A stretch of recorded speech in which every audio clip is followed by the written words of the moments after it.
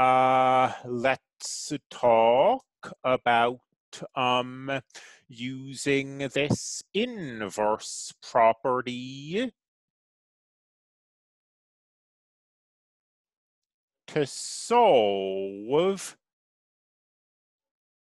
exponential equations, like 2 to the power of x equals 9. So we can solve this a few ways, actually. We're probably going to get to the second way today, but the most, I'd say, intuitively obvious way to solve it would be to take a logarithm of both sides, and in particular,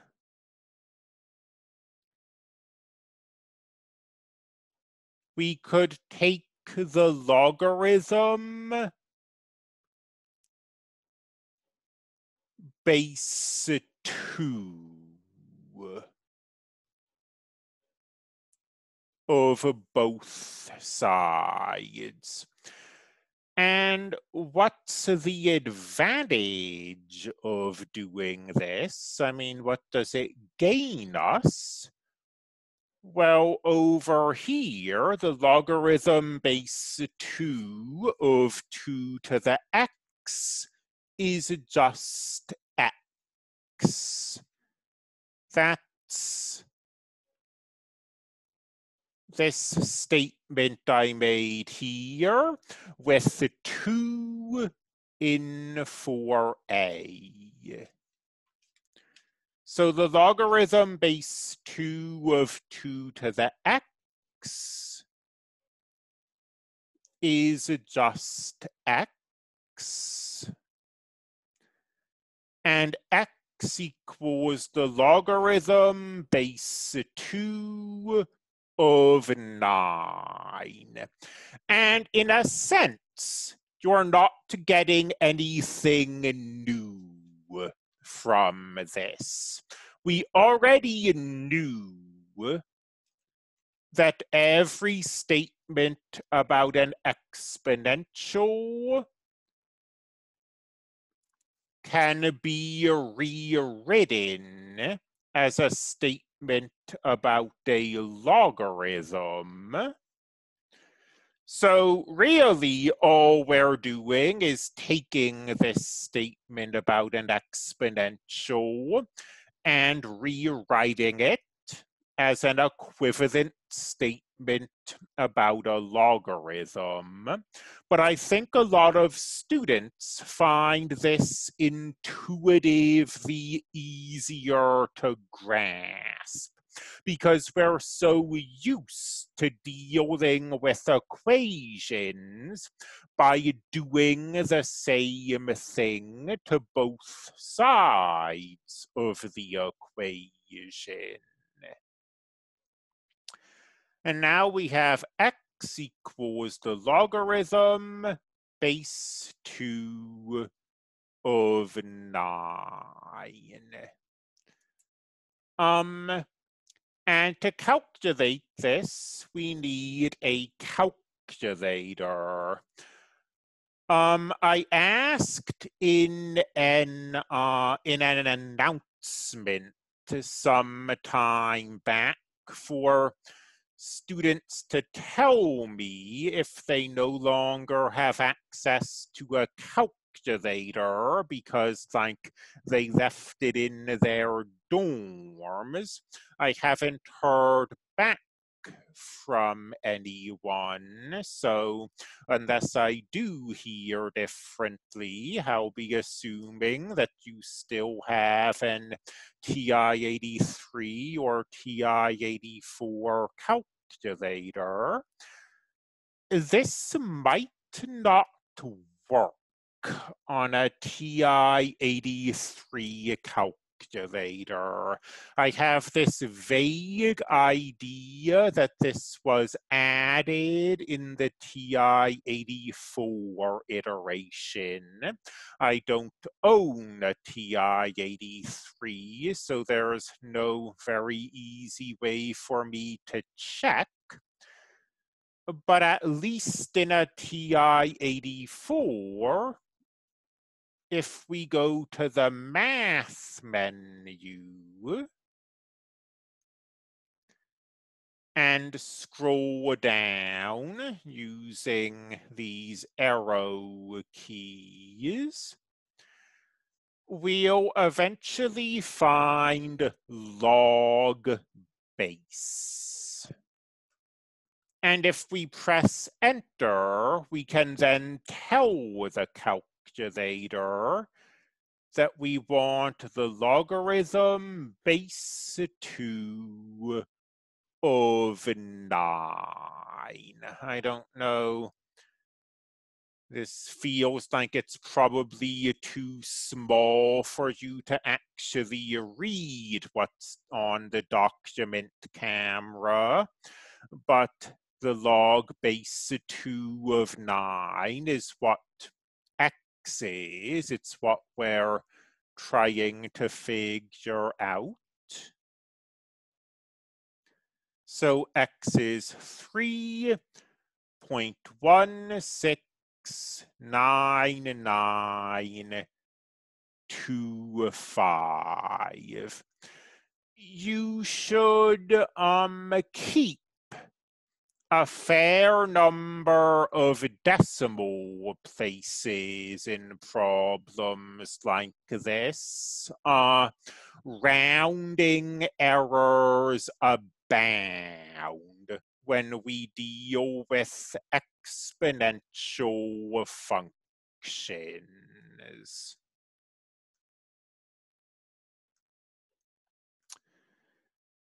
So we can solve exponential functions now. Assuming that we want to use this method, as I say, there are other ways to think of this. The base of the logarithm we use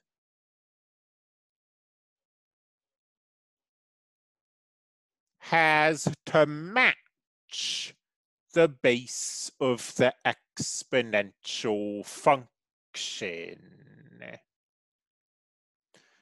So if we looked at a different problem, a different but similar problem,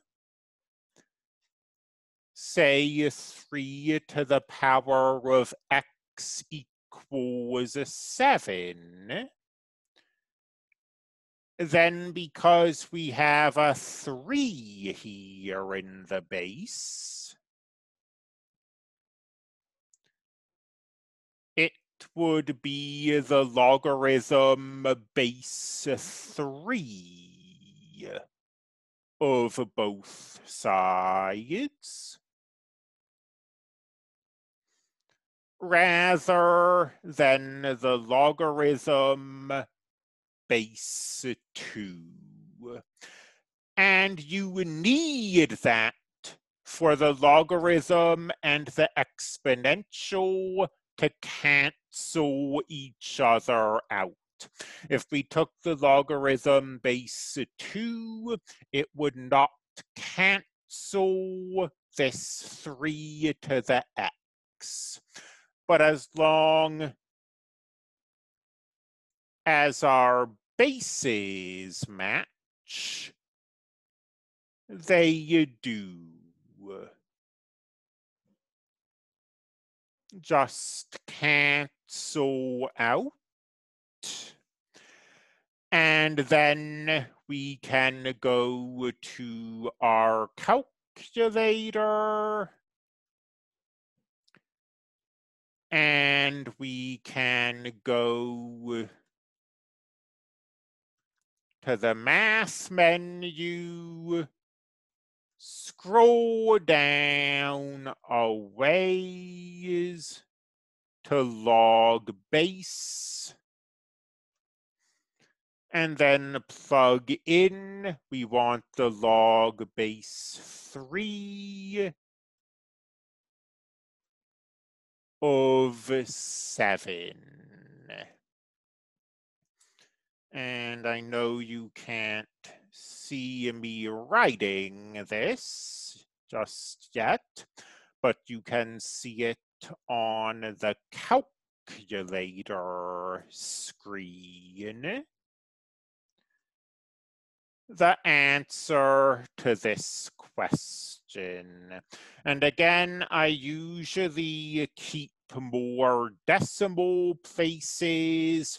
If we've got exponentials, then I might otherwise. And that's because exponentials grow so fast that even relatively minor rounding can really impact your answers.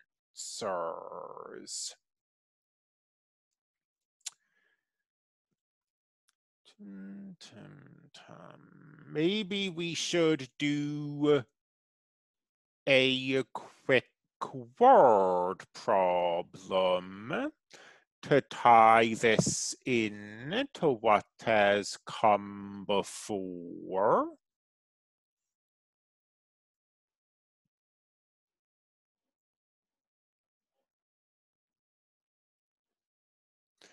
So,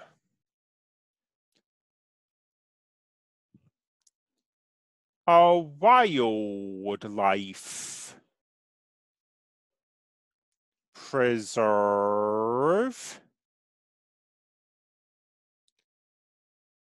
initially contains no elk.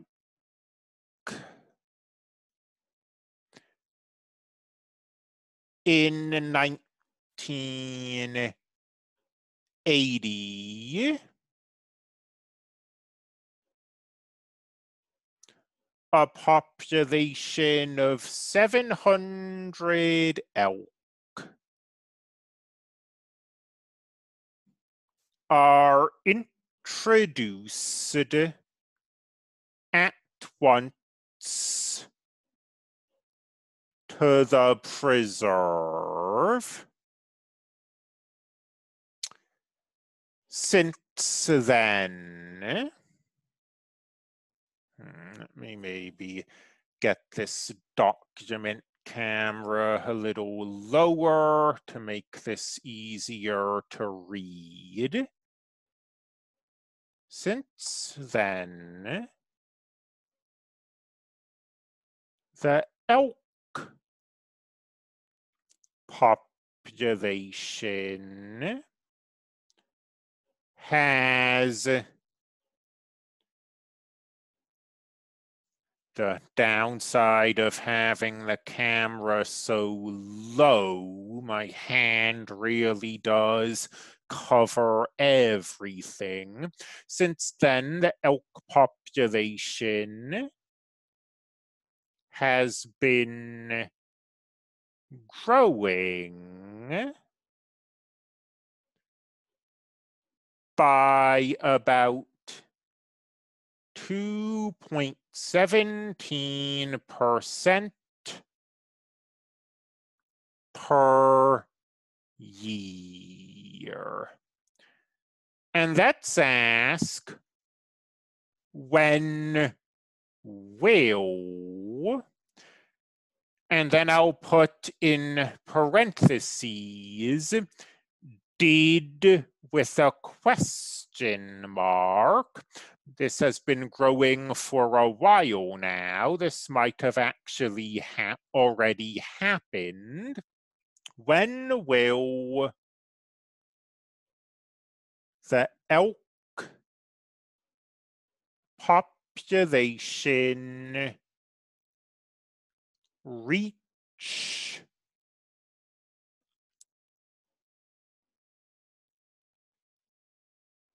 2,000 elk. We can now answer questions like that because we can solve equations involving exponential functions. So the first thing we're going to need is an equation for the population. And this is very plug and play. There were 700 elk initially.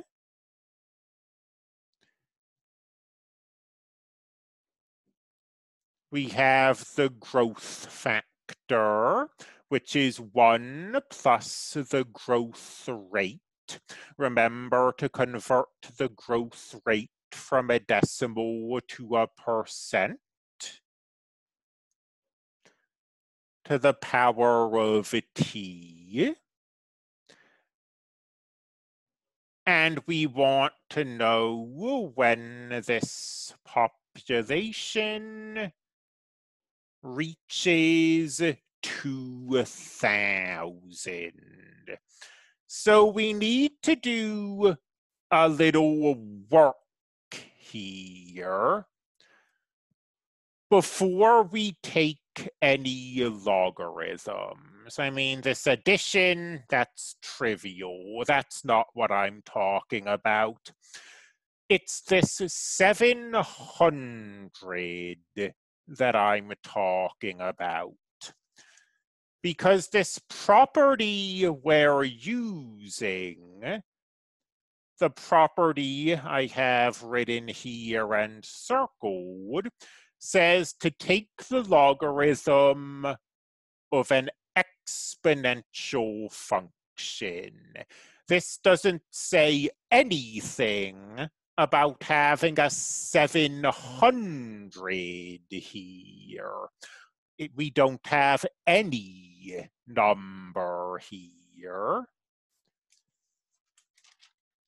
So this 700 has got to go.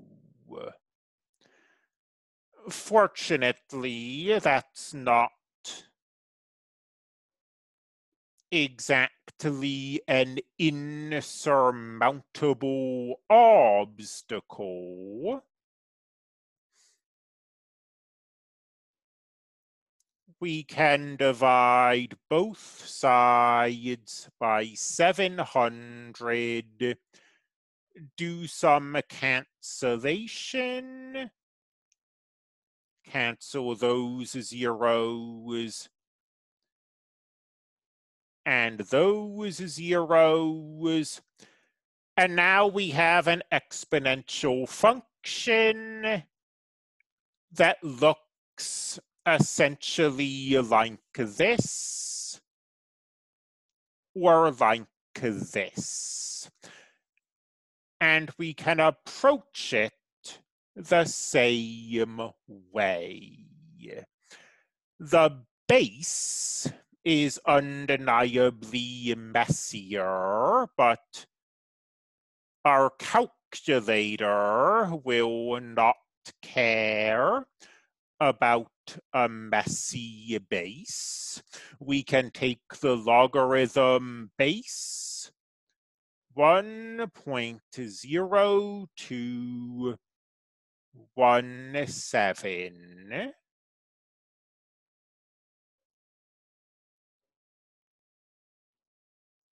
of both sides of this equation. I know this is kind of cramped, but as you can see, we are running out of space on this page. Fortunately, there's not much to write now, except for the answer. On the left, this logarithm and this power cancel.